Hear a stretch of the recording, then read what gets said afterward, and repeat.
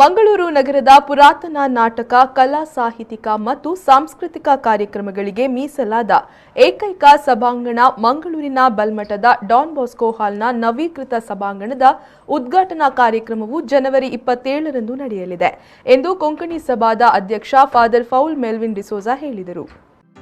ಅವರು ಮಂಗಳೂರಿನ ಬಲ್ಮಠದ Don Bosco ಸಭಾಂಗಣದಲ್ಲಿ ಸುದ್ದಿಗೋಷ್ಠಿ ನಡೆಸಿ ಮಾತನಾಡಿ, 70 ವರ್ಷಗಳ ಇತಿಹಾಸ ಹೊಂದಿರುವ ಡಾನ್ ಬಾಸ್ಕೋ ಹಾಲ್ ಇದೀಗ ಮೊದಲ ಬಾರಿಗೆ ನವೀಕೃತಗೊಳ್ಳುತ್ತಿದೆ.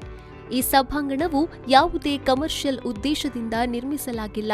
ಇದೊಂದು ಸಾಂಸ್ಕೃತಿಕ ಕಾರ್ಯಕ್ರಮಗಳು ಸೇರಿ ಅದೆಷ್ಟೋ ಪ್ರತಿಭೆಗಳ ಪ್ರದರ್ಶನಕ್ಕೆ ಉತ್ತಮ ವೇದಿಕೆ ಆಗಿದೆ. ಇನ್ನಷ್ಟು ಕಲಾವಿದರಿಗೆ ಸದುಪಯೋಗವಾಗಬೇಕೆಂಬ ಉದ್ದೇಶದಿಂದ ನವೀಕರಣಗೊಳಿಸಲಾಗಿದೆ ಎಂದು ಹೇಳಿದರು. ಇನ್ನು ಜನವರಿ 27ರಂದು ಮಂಗಳೂರು ಪೊಲೀಸ್ ಆಯುಕ್ತರಾದ ಎನ್ ಶಶಿಕುಮಾರ್ ಅವರು ಉದ್ಘಾಟಿಸಲಿದ್ದಾರೆ. ನವೀಕೃತ ಸಭಾಂಗಣಕ್ಕೆ ಮಂಗಳೂರು ಧರ್ಮ ಪ್ರಾಂತ್ಯದ ಧರ್ಮಾಧ್ಯಕ್ಷರಾದ ಡಾ ಪೀಟರ್ ಪಾಲ್ ಸಲ್ಡಾನ ಆಶೀರ್ವದಿಸಲಿದ್ದಾರೆ ಎಂದು ಕೊಂಕಣಿ ಸಭಾದ ಅಧ್ಯಕ್ಷ ಫಾದರ್ ಪೌಲ್ ಮೆಲ್ವಿನ್ ಡಿಸೋಜಾ ಹೇಳಿದರು. ಈಗ ಹಾಲ್ ಅಂತ ಹೇಳುವಾಗ ಇದೊಂದು ವಾಣಿಜ್ಯ ಒಂದು ಸಂಕೀರ್ಣವಲ್ಲ. It's not a commercial complex.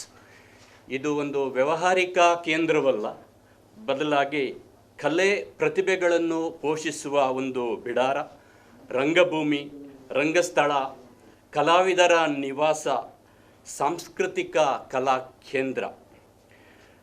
Don Bosco ಕಲಾ ಕೇಂದ್ರ ಇದಕ್ಕೆ 70 ವರ್ಷಗಳಾದವು.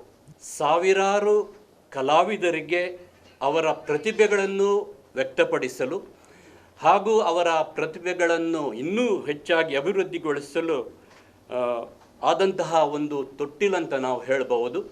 ನವೀಕರಣಗೊಳಿಸಿದ ಈ ಡಾನ್ ಬಾಸ್ಕೋ ಕಲಾ ಕೇಂದ್ರದ ಉದ್ಘಾಟನೆ ಹಾಗೂ ಆಶೀರ್ವಚನದ ಕಾರ್ಯಕ್ರಮ ಜನವರಿ 27ರಂದು ಗುರುವಾರ 3 ಗಂಟೆಗೆ ನಾವು ಹಮ್ಮಿಕೊಂಡಿದ್ದೇವೆ.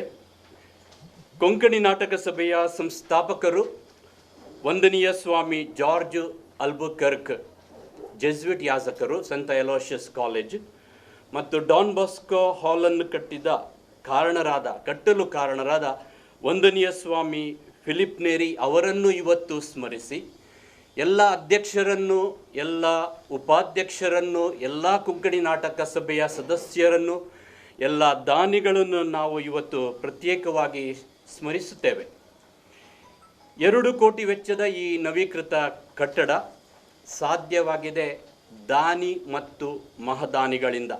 ಮಂಗಳೂರು ಧರ್ಮ ಪ್ರಾಂತ್ಯದ ಧರ್ಮಾಧ್ಯಕ್ಷರು ಪರಮ ಪೂಜ್ಯ ಪೀಟರ್ ಪಾಲ್ ಸಲ್ಡಾನ ಈ ನವೀಕೃತ ಕಟ್ಟಡವನ್ನು ಆಶೀರ್ವಚನವನ್ನು ಮಾಡಲಿದ್ದಾರೆ.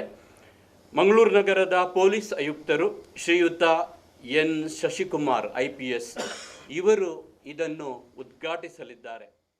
ಈ ವೇಳೆ ಕೊಂಕಣಿ ನಾಟಕ ಸಭಾದ ಉಪಾಧ್ಯಕ್ಷ ಲಿಸ್ಟನ್ ಡೆರಿಕ್ ಡಿಸೋಜಾ, ಪ್ರಧಾನ ಕಾರ್ಯದರ್ಶಿ ಫ್ಲಾಯ್ಡ್ ಡಿಮೆಲ್ಲೋ, ಸಹ ಕಾರ್ಯದರ್ಶಿ ಪ್ರವೀಣ್ ರೋಡ್ರಿಗಸ್, ಸಾರ್ವಜನಿಕ ಸಂಪರ್ಕ ಅಧಿಕಾರಿ ರೇಮಂಡ್ ಡಿಕುನ್ಹಾ, ಕಾರ್ಯಕಾರಿ ಸಮಿತಿ ಸದಸ್ಯ ಕ್ಲೀಟಸ್ ಲೋಬೋ ಹಾಗೂ ಮತ್ತಿತರರು ಉಪಸ್ಥಿತರಿದ್ದರು.